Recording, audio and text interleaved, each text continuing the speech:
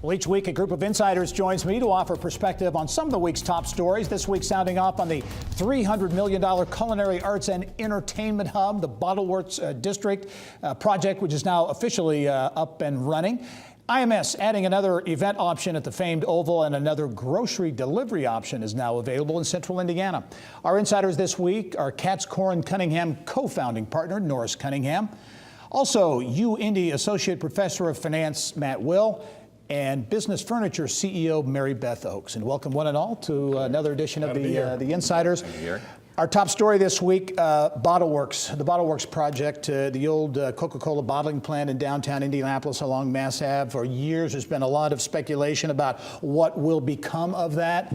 And Henry's Commercial Partners, a company out of Wisconsin, has big plans. You're looking at some of the renderings now for the Bottleworks District. $300 million mixed-use project is going to happen. Mary Beth, your thoughts? Well, I think it's exciting. I think if you think about Amazon and other companies that want to come to Indianapolis, what a great reason to come. I mean, it's just appealing to the right audience. I think it's, where we're headed downtown, a lot of growth downtown, a lot of movement downtown.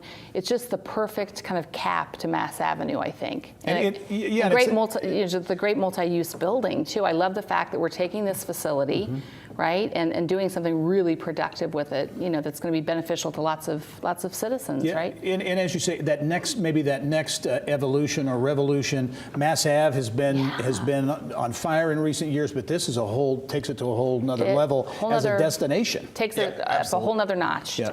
What I find really interesting is the growth in these mixed-use developments just around the state, right? I mean, Fort Wayne's got 2 going in. I think Electric Works and their own version of Bottleworks, I guess, same name. There and now this Bottleworks in Indianapolis. This is the growth of these sort of mixed-use developments. I think is an interesting trend and a good one for large urban areas like Indianapolis. So, the thing I love about it is it shows the beauty of the original cultural trail. Yes. That layout was forward-thinking years ahead of itself, because this is right on that trail. Virginia Avenue development's on that trail. So we have a master plan, if you go back to the Goldsmith days, in our era, and we're meeting it very well. Very good. Yes. Indianapolis, and you talk about attracting and keeping talent with projects like Bottleworks. Other developments that are coming along, interesting. Scooters have become a bit of a controversy. It's Bird and Lime, right? 2 competing scooter companies. I love it, because Lime was seeking government approval. Bird jumps in the mix. Lime says, wait, we can't wait for approval. Right. So now they're all out there. No regulation, no controls. That's going to happen. But it shows the millennials that we are cutting edge. We are innovative in our city. And it excites me to see it, except when they're about to hit me. Then I get a little nervous. Right. But does it put the onus on the city too to balance wanting to appeal to those millennials and those young professionals, but at the same time have some regulatory oversight? Absolutely. I mean, when I was downtown yesterday, there were scooters all around me whizzing by, and it did make me wonder, right? What is the regulation around this? What's the safety guideline? Because they go 20 miles an hour, much like a bicycle, but they were just speeding all around me. I probably saw 40 to 50 of them yesterday, and it was encouraging. I mean, it was exciting, but you also do wonder, how do we promote safety with those scooters? We're going to work our way through that, right, over time. And the lawyers will have a field day early on. Those lawyers, right? The lawyers will have a field day early on, but we'll work our way through that. The real important thing is that it is cutting edge. It appeals to millennials, I think, and to the public in a way, excuse me, that indicates we're really growing as a city.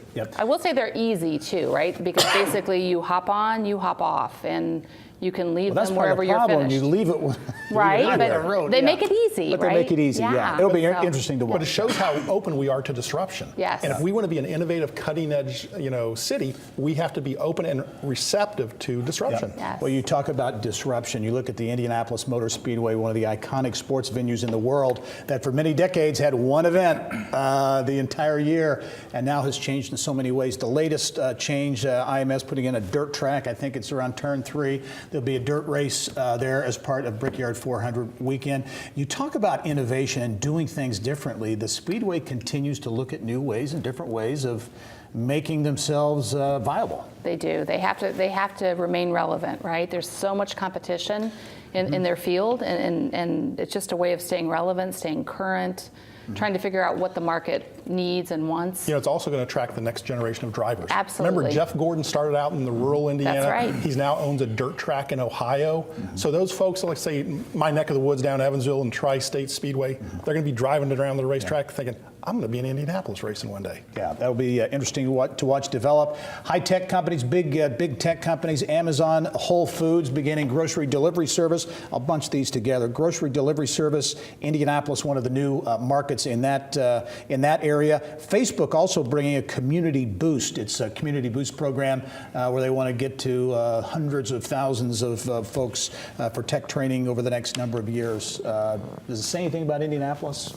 Well, it does, and I think the Facebook, the growth in Facebook from a business standpoint and their competition to some extent with LinkedIn, I think that bodes well for businesses in Indiana. And for example, one of the things I noted was that Facebook indicates that about 62% of its small business owners are more interested in finding workers with digital media skills than what school they happen to go to or happen to have gone to. I mean, that's so the real trend is in the direction, I think, of digital media. And so for Facebook to be doing this and increasing that footprint in Indiana is a wonderful thing. You know, the Amazon story, though, I'm shocked that we're talking about it because Myers is probably upset right now because they launched a year ago in April, the food delivery, and Kroger is partnered with Instagram to do the same thing.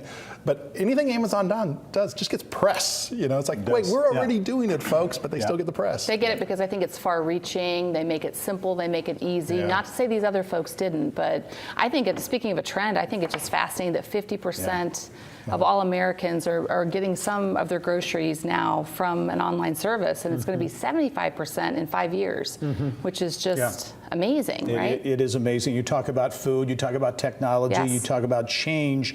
The agriculture business, the business of agriculture, agribusiness, or now the ag biosciences as they are called.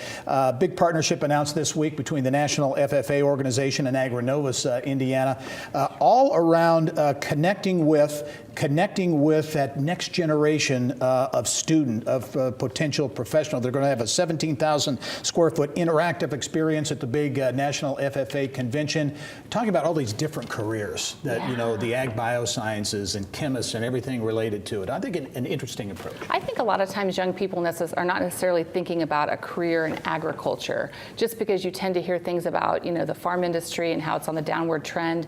And I love it that this is really going to resurge a whole new energy around innovation and technology.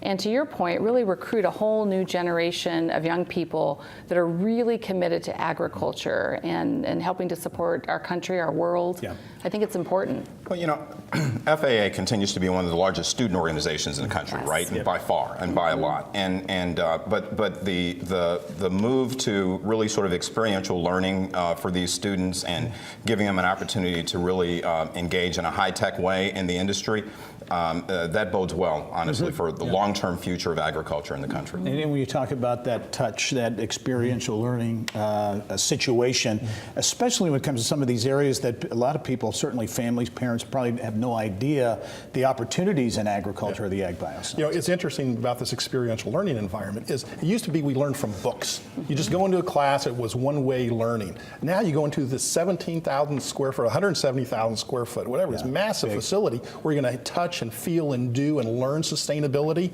and then take it back to your farm. What an amazing opportunity, showing you that they are continuing to be relevant, cutting edge, and innovative, just like all these other companies. Yeah. Very impressive. We always like to end up on sports when we can. The Pacers in the news here in the last week or so. Certainly the NBA draft, the Pacers with some picks there, their top pick from UCLA. But also I think maybe the bigger news was they announced releasing Lance Stevenson, who really has become, or had become, a fan favorite. Yeah, both tenures with the Pacers, right? Yeah, really a fan favorite. I mean, a lot of energy.